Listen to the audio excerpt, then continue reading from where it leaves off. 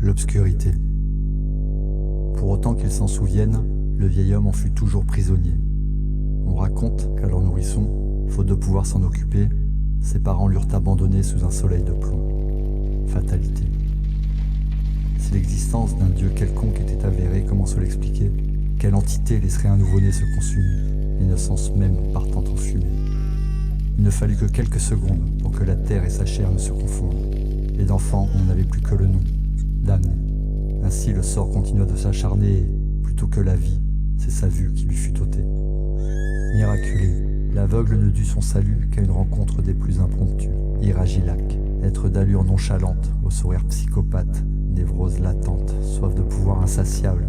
Médecin de profession, radié par ses pairs, en cause certaines expérimentations, sélection ethnique intrinsèque. Il avait à son service une poignée de domestiques. Elle lui était dévouée corps et âme. Pacte scellé, se vendre au diable. Uniformisation. Le vieux portait une grande attention au choix de celles et ceux qui le serviront. Le vieux avait en horreur les personnes de couleur. Un aveugle ayant peur du noir, un paradoxe qu'on peine à croire. Reclus dans ce microcosme empreint de psychose, le vieux y cultivait son seul plaisir, le chant d'une cantatrice. C'est bien là le seul instant, aussi fugace soit-il, où trahissaient les sentiments d'un homme fragile. Le chant d'une sirène et quelques larmes qui perlent, l'émotion palpable d'un être sans âme. Un beau jour, 2 hommes en noir furent reçus à la cour, rapportant les nouvelles de l'extérieur faisant état d'un procédé novateur. Une opération certes risquée, mais qui conjurerait sa cécité. Le vieux demanda le temps de la réflexion, leur confiant une mission. S'assurer qu'aucun nègre ne se cachait derrière, l'opération laissant entrevoir la lumière. Introspection. Alors le vieux se prit à rêver d'une vie longtemps fantasmée, plongeant jusqu'au tréfonds de son imagination. Tant de questions subsistaient, l'esprit tourmenté, son existence chamboulée. À quoi ressemble-t-il?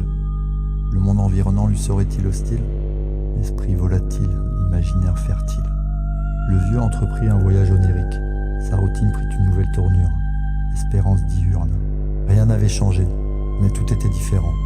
Les mêmes couloirs à arpenter, les mêmes gens, mais désormais tout se dévoilait. Réalité altérée et ses sens affûtés. Au contact de ses mains, il répétait le même refrain, la même haine, la même violence qui se déchaîne, le malin obsessionnel. Le vieux était devenu expert en la matière, ses sens en alerte, tel un prédateur, palpant avec ardeur sa proie inerte. Du crépus de leurs cheveux, à l'épatement de leur nez, de leur odeur prononcée, à leur corps rugueux, il n'y avait plus de secret pour ce raciste invétéré.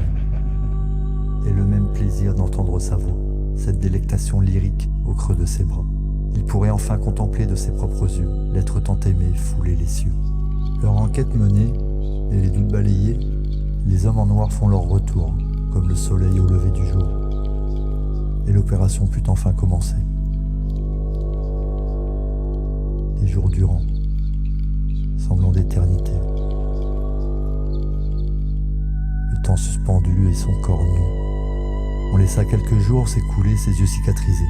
Les jours sur lui passent sans luire, sombre. Il entend le monde obscur et la vie invisible bruire comme un torrent derrière un mur. On lui ôta enfin les dernières bandelettes. Ultime vestige. Le masque cède. Sensation de vertige. Le voile levé, un être lui fit face. C'était un noir. Il crie dans la nuit et il comprit que ce n'était que son reflet dans un miroir.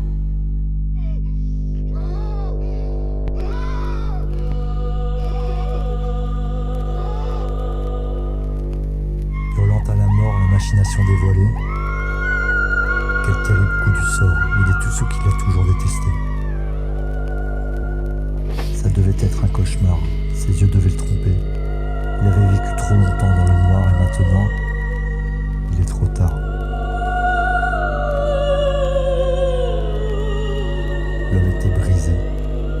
Dieu sait quelle chimère noire hante cet opaque cerveau, et quel illisible grimoire l'idée écrit en ce caveau.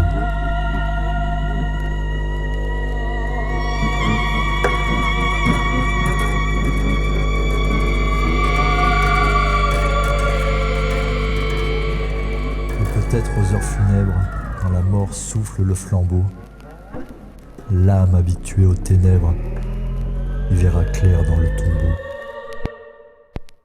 L'obscurité. Pour autant qu'il s'en souvienne, le vieil homme en fut toujours prisonnier.